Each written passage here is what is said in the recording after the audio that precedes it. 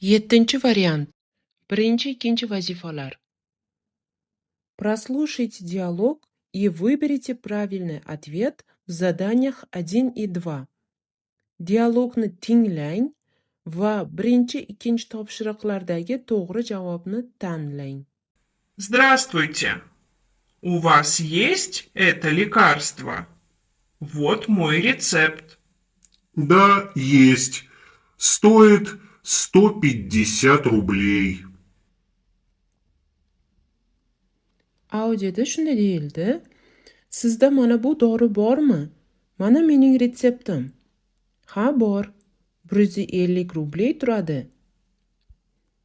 Они говорят в аптеке. Ular dorixonada suhbatlashishmoqda. Это лекарство стоит 150 рублей. Dori 150 рублей turadi. Uchinchi, to'rtinchi vazifalar.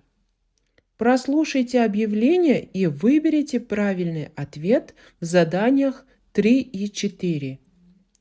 E'lonni tinglang va 3-4 topshiriqlardagi to'g'ri javobni tanlang. Хорошая работа для студентов. Компании Вест нужны курьеры. Подайте заявление, заполните анкету, и работа ваша. Audioda shunday deyildi: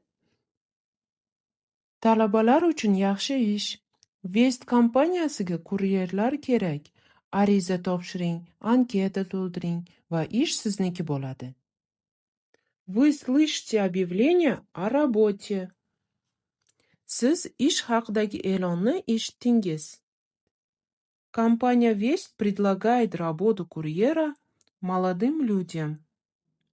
Vest kompaniyasi yoshlarni kuryerlikka ishga taklif qiladi. 5-chi vazifa. Прочитайте объявление и выберите правильный ответ. E'lonni o'qing va to'g'ri javobni tanlang. Уважаемые родители, при входе в здание надевайте, пожалуйста, бахилы. Hurmatli ota-onalar, iltimos, binoga kirishda poyabzal qoplamalarni kiying. Такое объявление можно прочитать в детском саду. Siz bunday e'lonni bolalar bog'chasida o'qishingiz mumkin. 6-chi vazifa. Прочитайте текст и выберите правильный ответ.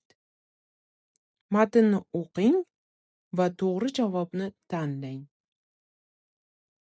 Меня зовут Татьяна. Я работаю воспитателем в детском саду. Вчера мы вместе с моей группой готовились к концерту для родителей. Дети учили песню о маме.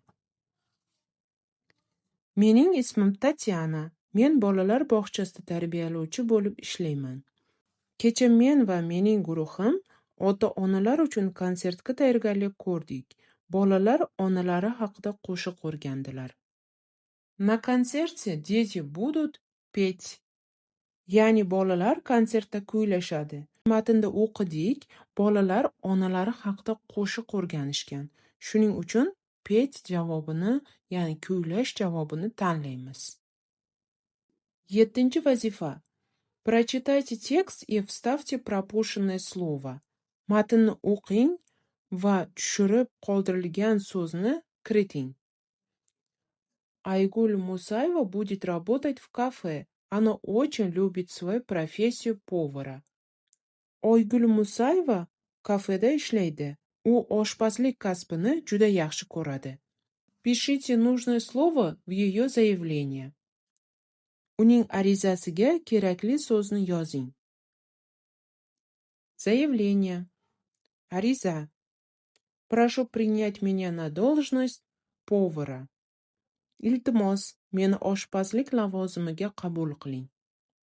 Mana shu joyga повара so'zini yozamiz. На должность повара. 8-chi vazifa. Сегодня четверг, завтра будет пятница. Bugun payshanba, ertaga juma bo'ladi. 9-chi vazifa. Назовите, пожалуйста, ваш адрес. Iltimos, manzilingizni ayting. 10-chi vazifa. Познакомьтесь, это моя сестра. Она врач. Tanishing, bu meni singlim. U shifokor. 11-chi vazifa. Мы сегодня много работали. Поэтому я хочу спать. Bugun biz juda ko'p ishladik. Shuning uchun uxlashni xohlayman. 12-chi vazifa. 8 марта в России отмечают Международный женский день. 8 mart kuni Rossiyada Xalqaro xotin-qizlar kuni nishonlanadi. 13-chi vazifa. В России находится город Rostov-на-Дону.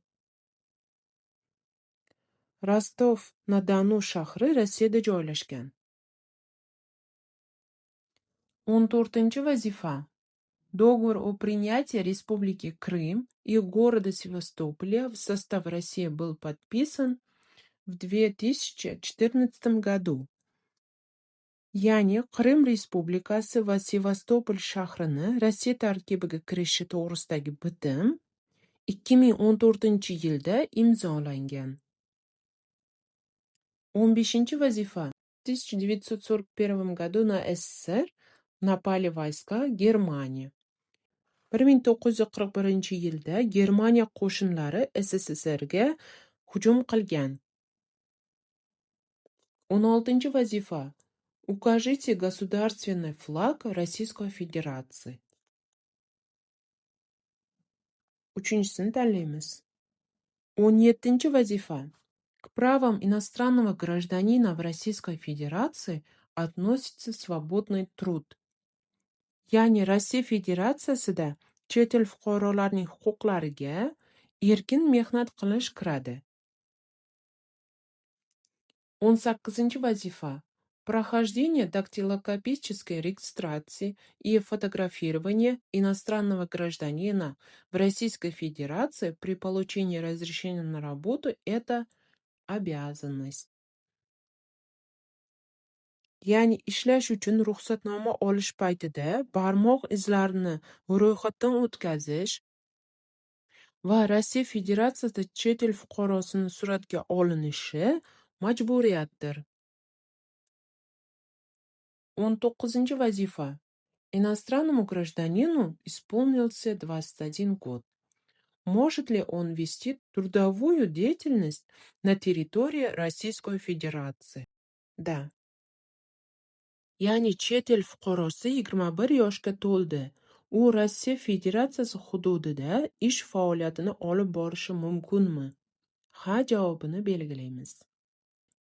20-chi vazifa. При каком условии продлевается срок временного пребывания иностранного гражданина? При выдаче разрешения на работу. Ya'ni chet el fuqarosining vaqtincha qolish muddati qanday shart bilan uzaytiriladi? Ishlash uchun ruxsatnoma olganda uzaytiriladi. Ya'ni patentiga qancha vaqt uchun pul to'lasa va qonunlarni buzmasdan yursa, registratsiyasi uzaytiriladi. 21-chi vazifa. В каком случае иностранному гражданину может быть не разрешен въезд в Российскую Федерацию? При сообщении заведомо ложных сведений о себе. Ya'ni qanday holatda chet el fuqarosiga Rossiya Federatsiyasiga kirishga ruxsat berilmasligi mumkin? Agar u o'zi haqida yolg'on ma'lumot bersa, ruxsat berilmasligi mumkin. 22-chi vazifa. Осуществление иностранным гражданином трудовой деятельности в Российской Федерации без разрешения на работу либо патента влечет наложение административного штрафа. Верно ли это утверждение?